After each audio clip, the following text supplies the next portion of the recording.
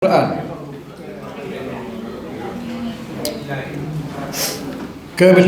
Kelebihan belajar dan mengajar. Ni hal biasa ni. Ulumul Quran ni dia tak payah mana. Dia tidak letih mikir kan. Kita boleh jawab kelebihan belajar dan mengajar Quran. Ada riwayat Al-Bukhari, khairukum man ta'allama al-Quran wa 'allamahu. Sebaik-baik kamu ialah orang yang belajar Quran dan mengajarnya. Ni. Jadi kita pun bila-bila tengok kelebihan kat kita pun nak ambil pahala dia kata. Belajar Quran, bila-bila belajar mengajar anak dah. Ni ada dah. Kelebihan membaca dengan tartil. Surah Fatih sebut innal ladina yatluna kitaballah wa aqamus salat wa anfaqu mimma razaqnahum sirran wa alaniyah yarjuna tijaratan lan tabur. Sesungguhnya orang-orang yang selalu membaca kitab Allah, baca kitab Allah dan tetap mendirikan solat serta menderma apa yang kami kurniakan kepada mereka secara sembunyi dan terang, mereka mengharapkan satu perniagaan yang tidak akan rugi. Jadi gini, Quran ni kita baca dengan tartil. Apa dia tartil? Baca betul lah, baca dengan sebutan yang betul, lambat cepat ataupun lambat tu sedia molek kena dengan betul. Hak mustahaknya sebutan betul. Dan paling basic pun kita ni kan. Sebab ni ganjaran kita ni. Kalau kita baca Quran dengan tartil ni, takkanlah kalau kita ni tak erti langsung pun, walaupun tidak jadi sepokori pun biar dengung hak tepat patut dengung tu hak tu basic tu kena tahu lah. Kita kena belajar juga biar betul. Kalau orang dengar tu luluh lah, sebut tak betul tok huruf panjang mana lah, itu dia panggil bacaan tartil. Saya tengok ni kalau boleh sepon ni tau, saya ambil ni. Saya ambil contoh lesson ni kan. Kalau ada sini ni ni dengar suara Bible, dengar apa ni dah.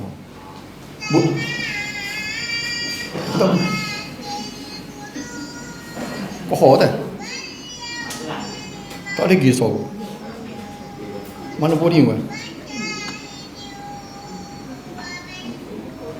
Bunyi sini tak? Ada bunyi sini? Tidak ada.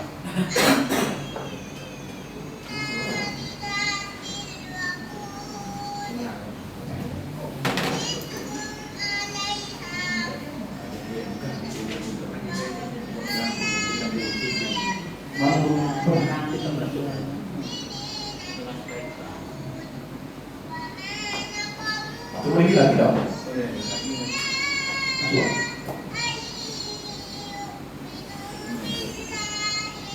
Mengalir tak rendah.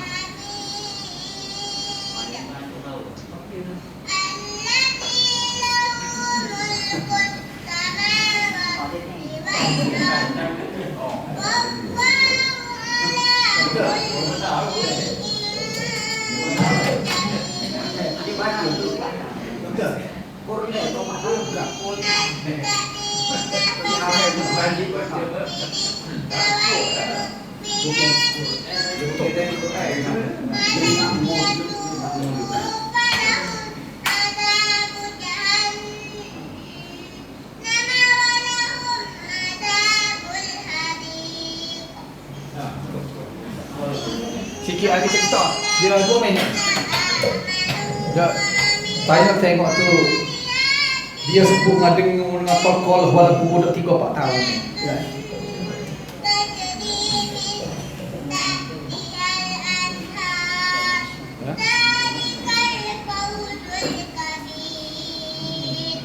Cuba perhati dia sebut apa dia? Dengan apa dah? Dengan tol-kol apa dah?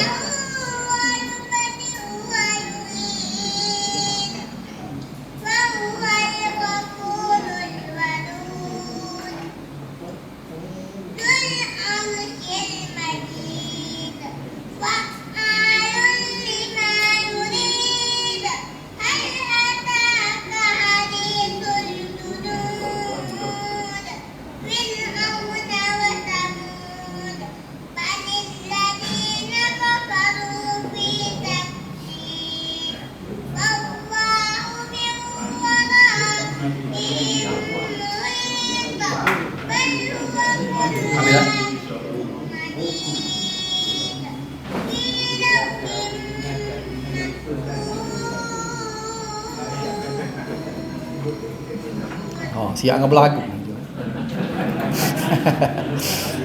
Tak gini, jadi nak kaya kan, kita kalau tengok macam budak saya bila dilatih daripada kecil kan, cara bacaan tartil tu kan.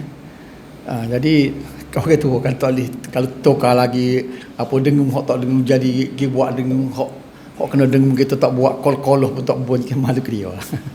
Malu ke budak ni dah. Anak siapa dia tak tahu tu. Cucu siapa cikgu cucu siapa?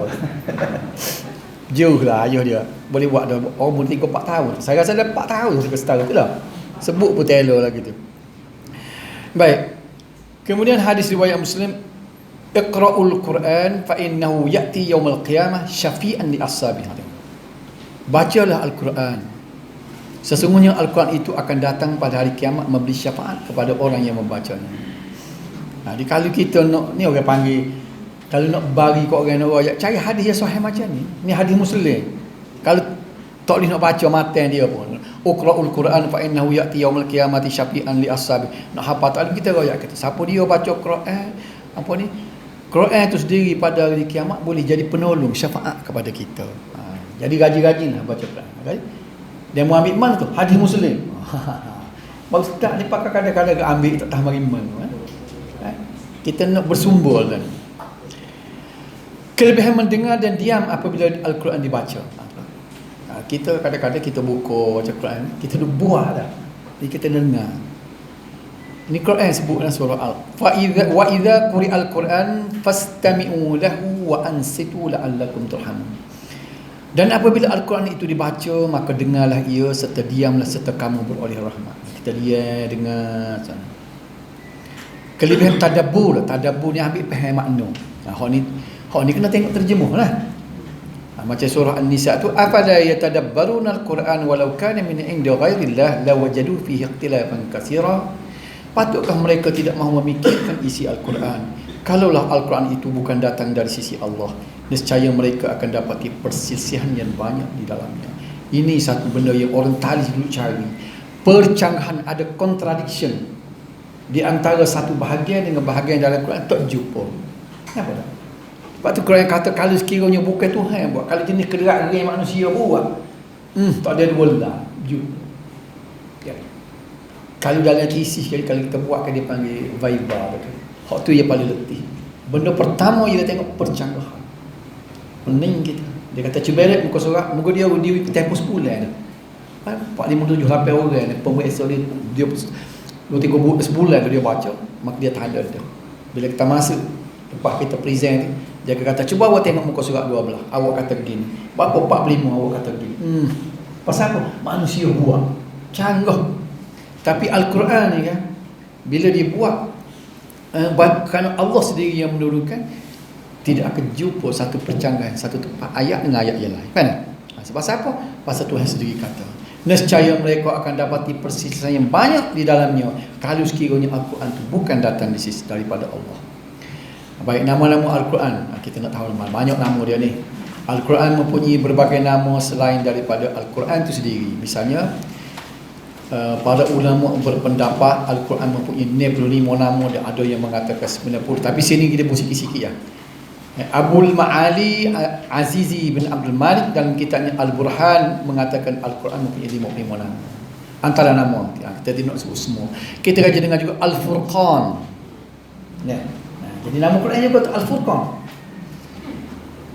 Al-Quran sendiri menyebut Tabarakalladzi nazzalal furqan ala 'abdihi liyakuna lil 'alamin nadhira. Maha berkat Tuhan yang menurunkan Al-Furqan kepada hamba-Nya Muhammad untuk menjadi peringatan dan amaran bagi seluruh penduduk alam. Maksud Al-Furqan ialah membezakan. Makna Al-Furqan ialah membezakan, iaitu menjelaskan perbezaan di antara hak kebenaran dan batil, iaitu kepalsuan. Dapat nama Al-Furqan. Al-Mau'izah. Al-Mau'izah maknanya peringatan. Ya ayuhan nasu qad ja'atkum mau'izatun min rabbikum. Wahai manusia, sesungguhnya telah datang kepada kamu Al-Quran yang menjadi peringatan, pengajaran daripada Tuhan kamu. Ini surah Yunus ayat 57. Perkataan mau'izah bermakna pengajaran. Ia digunakan sebagai salah satu nama bagi Al-Quran. kerana ia mengandungi pengajaran peringatan kepada manusia dan sekalian alam, baik dalam urusan keduniaan dan akhirat. Dia mari peringatan, membawa berita, basyiran wa nazira. Kemudian Alkitab macam ni diturunkan Al-Quran. Mana tadi? Tak tulis saya print mana ni. Al-Quran ini dengan tidak ada sebarang keraguan pun padanya dari Tuhan sekalian alam. Surah As-Sajdah ayat 2. Perkataan Alkitab banyak digunakan sebagai salah satu daripada nama-nama Al-Quran yang membawa pengertian sesuatu yang termaktub atau tertulis. Kemudian An-Nur, Al-Quran disebut wa anzalna ilaikum nuran mubina. Kami Allah telah menurunkan kepada kamu Al-Quran sebagai cahaya yang menerangi ataupun menerangi terang. Surah An-Nisa ayat 172. Al-Bushra, ini dalam ayat Kul man kana aduwwan li Jibril fa innahu nazzalahu ala qalbika bi idznillah musaddiqan lima baina yadayhi wa hudan wa busyra lil mu'minin. Katakanlah wahai Muhammad, sesiapa memusuhi Jibril maka sebabnya kerana dia menurunkan Al-Quran ke dalam hatimu dengan izin Allah yang mengesahkan kebenaran kitab-kitab yang ada di hadapannya, serta menjadi petunjuk dan memberi khabar gembira kepada orang-orang yang beriman. Surah Al-Baqarah ayat 97. Kemudian Ar-Ruh, wa kadzalika auhayna ilaika ruhan min amrina, dan demikianlah kami wahyukan kepadamu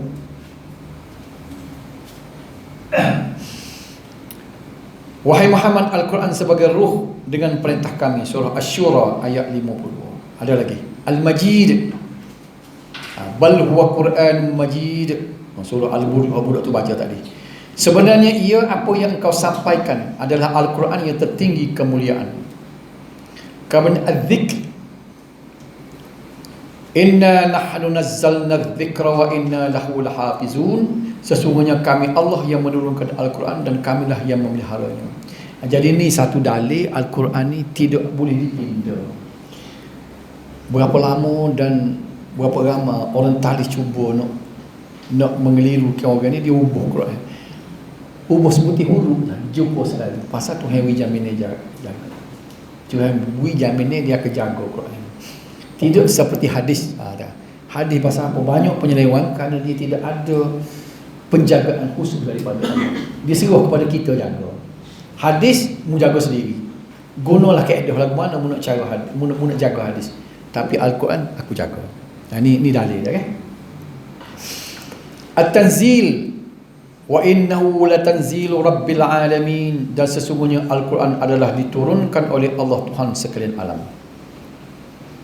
Walaupun pada zahirnya terdapat pelbagai nama serta perbezaan, namun fungsinya sama saja, iaitu untuk memberi petunjuk dan panduan yang baik kepada manusia dan membawa kebenaran. Ini matlamat dia. Okay. Jadi kalau kita tengok apa ni, kalau kita baca saja makna tak sampai lah matlamat ni. Sebab tu kalau kita kata kita pergi di negara Arab, hijau apa ni, ustaz ni hijau apa dia ni, guru Al-Quran, dia akan tengok guru, dia pergi faham guru Al-Quran tu mengajar tafsir. Tapi kalau kita guru Quran mengajar tajwid, apa beza? Kita orang Melayu mengajar Quran mengajar tajwid ada. Jangan bodoh waktu orang ngaji juga dah. Cari tu guru, cari tu nak betul bacaan sekatu. Sebenarnya fungsi dia untuk kita, fungsinya untuk memberi petunjuk dan panduan. Kalau tak tengok tafsir, nak cari petunjuk dan panduan mana? Baik, kita pergi pula yang keempat. Dia cepat sikit. Apa ni? Empat ni dah. Al-Quran sebagai mukjizat. Mukjizat ni suatu benda yang ada pada Nabi. Yang kita tahu mukjizat ni benda aneh, benda yang di luar daripada kenaziman adat yang dikurniakan oleh Allah kepada Nabi dan Rasul. Baik, pengertian mukjizah dari segi bahasa, mukjizah berasal dari perkataan ajaz. Dalam doa kita sebut Allahumma na'udzubika minal ajzi wal kasal. Lemah. Kita minta berlindung daripada minal ajzi, daripada lemah, wal kasal, daripada malah. Mana Ajaza ni makna lemah. Bila sebut mukjizah, ajaza tu maknanya dia melemahkan orang. Jadi mukjizah ni maknanya yang melemahkan. Jadi mari mukjizat tu, mukjizat melemahkan manusia. Siapa manusia tak boleh nak fikir, tidak mampu nak lawan dengan mukjizat itu. Dari sudut istilah pula, mukjizat ialah sesuatu yang luar biasa yang dapat melemahkan manusia dan di luar kemampuan serta tidak mampu dilakukan oleh mana-mana manusia pun seperti itu. Sebab tu dalam sejarah kita dalam sejarah dalam Al-Quran pun sebut yang satu cerita yang satu nak tunjuk mukjizat yang paling besar yang penuh yang biasa kita baca, yang kita tahu lah, macam Nabi Musa tu lah. Kita walaupun mukjizat yang besar Al-Quran itu sendiri, tapi sebagaimana yang ditunjukkan oleh Allah SWT kisah Nabi Musa tu. Sebab siapa tukar sihir sendiri kata ni bukan sihir, ni lagu ni. Apabila dia campur dia tukar dia tu jadi ular kan. Kalau mengikut setengah ahli tafsir, sebenarnya bukan dia buat ular tu, sebenarnya nampak cahaya je. Dia guna mercury. Ada saya baca dalam satu tafsir, dia kata tukar sihir tu dia pandai, dia buat silap mata dengan mercury. Mercury dia kilat kan, raksa. Jadi mercury tu nampak sepuluh ular. Benda tak ada sebenarnya. Mari Nabi Musa tu bagi telan terus. Jadi menyebabkan tukar sihir kata ini bukan sihir, ini lagu ni. Nampak tak? Jadi boleh melemahkan manusia. Mukjizat Al-Quran dan tujuannya. Al-Quran mempunyai pelbagai mukjizat. Antara mukjizat Al-Quran ialah sentiasa dijamin oleh Allah daripada dipindah oleh manusia, sama ada menambah, mengurangi, menukar atau memindah kandungan di dalamnya. Orang time buat, macam saya sebut tadi, orang talis berapa kali tu dia buat satu naskah, tak ada sementara orang tahu. Pasal Tuhan beri orang hafal Quran ni, dia orang tu tengok semua. Jadi gerak kaki tangan, kalau kita kata kalau dia dicetak lah, tak ada sebentar. Sampai satu naskah orang tahu selalu. Tak ada masuk orang panggil sebagai satu bahan bacaan umum. Inilah dia jaminan Allah supaya Al-Quran ini dijaga daripada menukar, memindah kandungan di dalamnya dan mampu menjadi panduan umat manusia hingga hari akhirat. Ini disegaskan oleh Allah supaya tadilah inna nahnu nazzalna dzikra wa inna lahu lahafizun. Ini ramai hafal ayat ini. Sesungguhnya kami Allah yang menurunkan Al-Quran dan kamilah yang memeliharanya. Mukjizat dari segi bahasa, Al-Quran diturunkan pada masa bangsa Arab berada pada kemuncak dan kegemilangan bahasa Arab dengan kelahiran ahli sastra, ahli pidato, pujangga dan penyair. Dia budaya orang Arab dulu kan, dia memang hebat bersyair, hebat berpuisi. Sehingga masa kelahiran Rasulullah tu, orang Arab tu dia telah dia bertanding puisi tu, puisi yang benar dia gantung ke Kaabah. Ni tahun ni benar kat orang ni. Kalau kita sebut Dikir Barat dulu lah, dia boleh buat jenis patung serupa. Katalah tu syair puisi dah. Orang Dikir Barat tu hebat juga dah. Pak cerah dah. Dia duk karang bunyi ujung serupa ke dia. Atau kita pun bahasa bisa dah. Tapi orang Arab ni hebat. Kalau dengar daripada orang Arab ni dia menguasai puisinya, almarhum Tok Guru Haji Lah. Masa dalam kuliah, tak tahu Cikgu Yi dengar juga kot. Ada satu kali saya dengar dia ya. Tok Guru dia di Saudi tu lah, pergi menyambut saing dia daripada Mesir, daripada Kahirah, di Jeddah. Dia bawa Tok Guru Haji Lah, dia bawa Tok Guru itu orang Arab lah. Sampai di Jeddah, orang Mesir, ulama Mesir tu turun, naik kereta sekali, duduk belakang dua. Tok Guru Haji Lah kata dia duduk depan dengan driver. Dia start, dia kata di airport Jeddah sampai ke Mekah. Berapa jam kan naik kereta? 2-3 jam kau dah. Dia bercakap dalam bentuk puisi siapa. Tanya mari mana, tidak kata macam Dikir Barat lah. Dia kecek dengan kata ujung serupa. Tidak ke kaifa halik ana bi khair apa tu biasa dah. Dia tanya soalan tu dalam bentuk puisi, dia kawan tu jawab puisi. Buat masalah kitab tu sebut bahan, tanya hak khabar orang di Kahil lagu mana, orang Mekah lagu mana. Jadi perbualan dia kata daripada awal sampai akhir semuanya puisi. Hebat dah. Budaya Arab ni, orang Arab ni dikenal sebagai ahli bahasa, ahli sastra, ahli pidato. Jauh lah dengan bahasa kita ni, tak ada standard kalau tengok. Siapa dia yang menguasai, siapa dia yang ada peluang ngaji, kalau dia reti Arab daripada naik setanggung lagi, dia ngaji sastra Arab ni pula, dia akan dapati bahawa jauhnya bahasa-bahasa lain, khususnya bahasa Melayu kita berbanding dengan bahasa Arab ni. Dia bertamadun lama dah bahasa ni. Bahasa kita ni kalau sejarah tahun berapa je baru mula ada. Okey. Namun penurunan Al-Quran, walaupun begitu dia hebat dia tu, telah mengkagumkan dan mempesonakan mereka dengan susunan lafaz dan keindahan gaya bahasa yang tidak pernah wujud sebelum ini. Tak sungguh kalau tengok kedai ayat kalau suruh-suruh akhir tu, ujung serupa belaka tu. Apa dia misalnya li'ila fi Quraisy rihlat asy-syita'i was-sayf falyabudu rabb hadzal bait. Tak boleh serupa lah. Tapi walaupun serupa, bukan sekadar semata-mata nak cari perkataan, tapi penuh dengan pengajaran yang tak letih. Jadi inilah yang membingungkan pujangga-pujangga sastrawan Arab tu. Sebab susunnya lapah dengar tu, oh ni bukan kerja manusia ni. Abul Walid, seorang sastrawan Arab yang terkenal, terpesona apabila mendengar Nabi sallallahu alaihi wasallam membaca Al-Quran dengan kata ini. Dia kata lagu mana? Aku tidak pernah mendengar kata-kata yang seindah ini sebelum ini. Ia bukan syair, ia bukan ucapan ahli sihir, ia bukan ungkapan ahli sastra, dan ia bukan kata-kata manusia. Kita tak tahu, kita bunyi serupa kan orang kata sebab bila orang dia dengar Allah, ni bukan dia, ni bukan manusia reka ni benda lagu ni. Ini terbit daripada bukan manusia. Jadi ada orang masuk Islam, sastrawan awak pada masa itu boleh masuk Islam dengan kih ni. Sebab dia tahu Nabi ni ummi, yang tak pernah mengaji, tak erti baca, tak erti nulis, tapi boleh buat tubik benda lagu tu. Okay.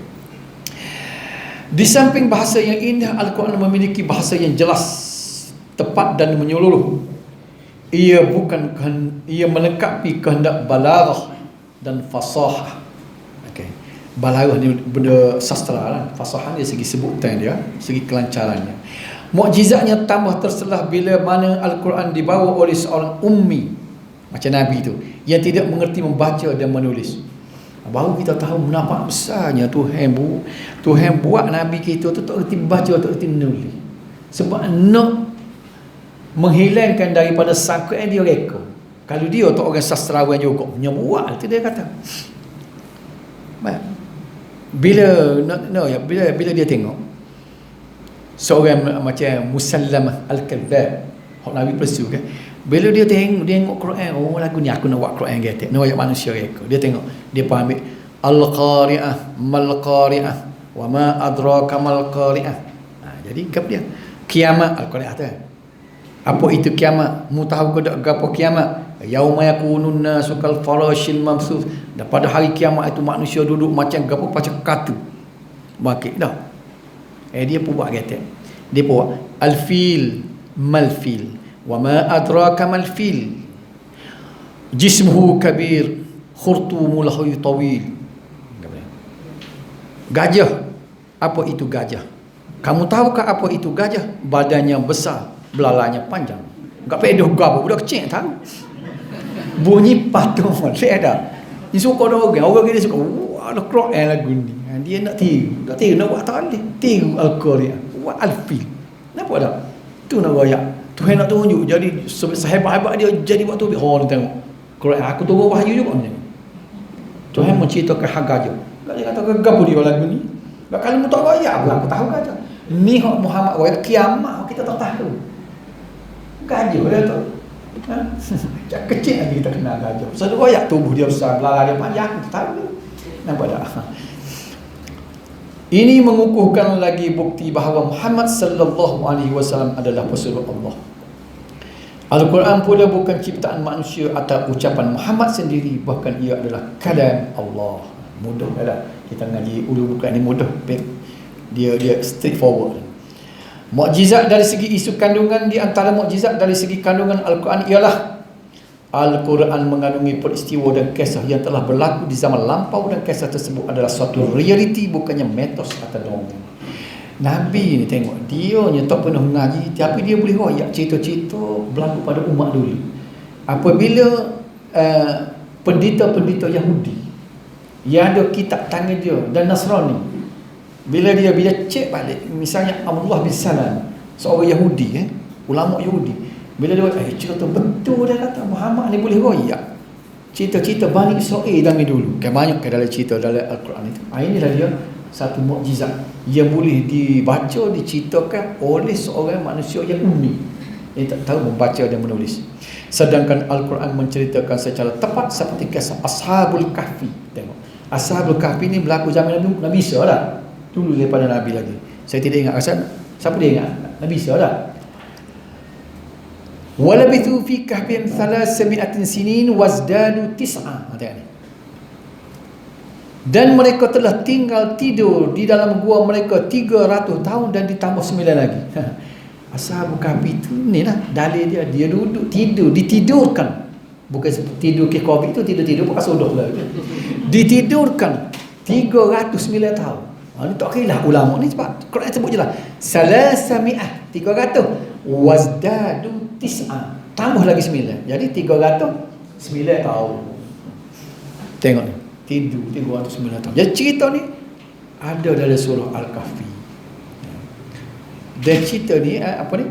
Begitu juga dengan kisah para anbiya seperti kisah Nabi Yusuf.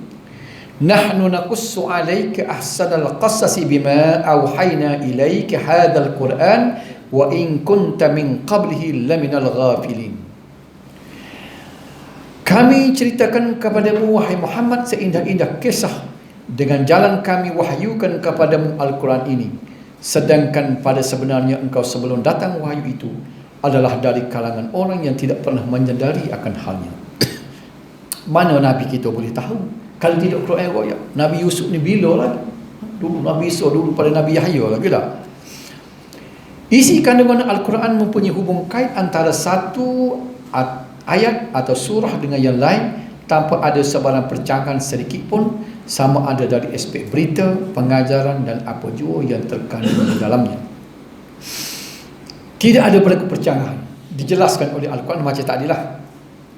Dia kata kalau sekiranya afala yatadabbaruna al-Quran, kalau kita tadabbur tengok Quran tu, walau kana min indi ghairillah, kalau sekiranya Quran ini tidak mari daripada Allah, dia kata lawajadu fihi ikhtilafan katsira, nescaya mereka akan dapati perselisihan yang banyak, percanggahan satu ayat dengan ayat yang lain. Al-Quran juga menceritakan peristiwa dan perkara yang akan berlaku dan kemudiannya benar-benar berlaku. Tengok hot future masa zaman Nabi itu, apa dia? Kisah Rum. Contohnya cerita bangsa Rum akan dikalahkan oleh bangsa Parsi.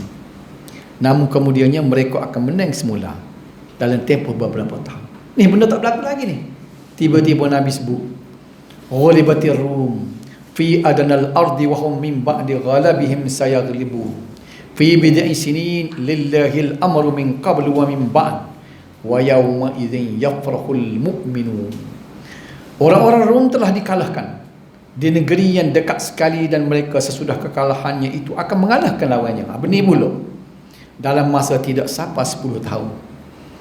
Kepada pentadbiran Allah jualah terpulang segala urusan sebelum berlakunya dan sesudah berlaku. Bila tu selepas turun ayat ni berlaku sungguh. Parsi boleh mengalahkan Rom, kemudian Rom boleh mengalahkan balik. Dah. Jadi ni nak royaknya. Mukjizat Al-Quran, macam mana dia boleh royak benda akan datang? Benda yang boleh berlaku. Dan pada ketika berlakunya kemenangan Rom itu, orang-orang yang beriman akan bergembira. Isi kandungan Al-Quran ya pula dapat menyelesaikan masalah yang dihadapi serta membongkar perkara yang terselindung. Misalnya ia membongkar sifat-sifat keji golongan munafik. Sebab munafik ni kita tahu dia menzahirkan keislamannya di luar, tapi dia menyimpan perancangan untuk menghancurkan Islam. Tapi tu ayat ni Allah Subhanahu Wa Taala membongkarkan supaya Nabi boleh tahu. Idza ja'akal munafiquna qalu nashhadu innaka la rasulullah wallahu ya'lamu innaka la rasuluh wallahu yashhadu innal munafiqina lakadzibun. Apabila orang munafik datang kepada kamu, mereka akan berkata kami mengakui bahawasanya kamu Rasulullah. Berpura-pura ni. Padahal Allah mengetahui bahawasanya engkau pesuruhnya dan Allah menyaksikan bahawasanya kaum munafik itu adalah orang yang berdusta. Belawak main mengakui. Kemudian yang ketujuh pula, isi kandungan Al-Quran tidak bertentangan dengan fakta dan realiti alam. Ini ikut kajian yang well ni. Marilah ilmu gapo kau, ilmu medical kau, ilmu engineering kau. Kita tengok sejarah sama tu lah. kalau katalah penemuan baru dari segi ilmu teknikal baru ni atau perubatan, tidak akan bercanggah dengan petunjuk Al-Quran. Contohnya ahli sains seperti Aristotle mengatakan matahari sentiasa tetap dan tidak beredar, sebaliknya planet-planet lain yang bergerak mengelilinginya. Tengok ni, kita mengaji kan, matahari itu tetap, planet lain duduk keliling dia. Ada dalam Al-Quran. Wasyamsu tajri limustaqarril laha dzalika taqdirul azizil alim. Surah Yasin lah. Dan sebahagian daripada dalil ialah matahari beredar di tempat yang ditetapkan baginya. Itu adalah takdir Tuhan yang maha kuasa lagi maha mengetahui. Mana? Cuba cari mana fakta fakta sains yang boleh ia bercanggah dengan Al-Quran. Mukjizat dari segi ilmu pula. Al-Quran mengandungi serta meliputi semua bidang ilmu pengetahuan. Antaranya ilmu yang berkaitan dengan ibadah seperti solat, puasa, haji, zakat dan sebagainya. Tu dia kita boleh perinci sendiri tengok tu. Ilmu tentang muamalat seperti jual beli, gadaian, hutang piutang dan lain-lain. Cuma gini. Al-Quran ni diturunkan dalam bentuk mujmal, dalam bentuk umum. Perinciannya akan diperincikan oleh hadis. Kita akan belajar di depan nanti peranan hadis. Kita tak ada nak masuk tadi. Peranan hadis ni salah satunya ialah untuk menjelaskan Al-Quran. Al-Quran banyak cara umum. Nak buat lagu mana? Misalnya kita kata dalam Al-Quran dia suruh semayang saja. Ya. Suruh semayang. Misalnya aqimus solah dia ke semayang atau apa tu? Kalau dia tulis dia di mimbar di masjid tu apa dia? Kanat alal mu'minina kitaban mereka yang menyemarak. Dah ada tu. Tak nak pala payahlah ni. Baik. Perincian sebanyak cuba cari dalam Quran. Lagu mana nak rokok? Tangan nak tak mana? Subuh 2 rakaat, Isya 4 rakaat. Ada cari ayat Quran? Ada tak? Maghrib 3 rakaat. Ada boleh ayat? Tak ada ayat. Tak. Tapi macam mana kita boleh tahu? Hadis lah. Jadi Al-Quran ni dia akan berletak asas saja. Al-Quran meletakkan asas-asasnya, perinciannya dibuat oleh hadis. Sebab itulah kalau orang tolak hadis ni, tak sedar ayat dia berlaut tak jumpa orang. Dia panggil Quraniyun. Ada di Kuala Lumpur satu kumpulan mati saya dia kasih amat. Dia panggil molek bunyi Al-Quraniyun. Maknanya siapa dia? Puak-puak Quran. Tolak hadis. Lepas tu nak sembahyang dia rekod sendiri. Dia bunuh ketajaman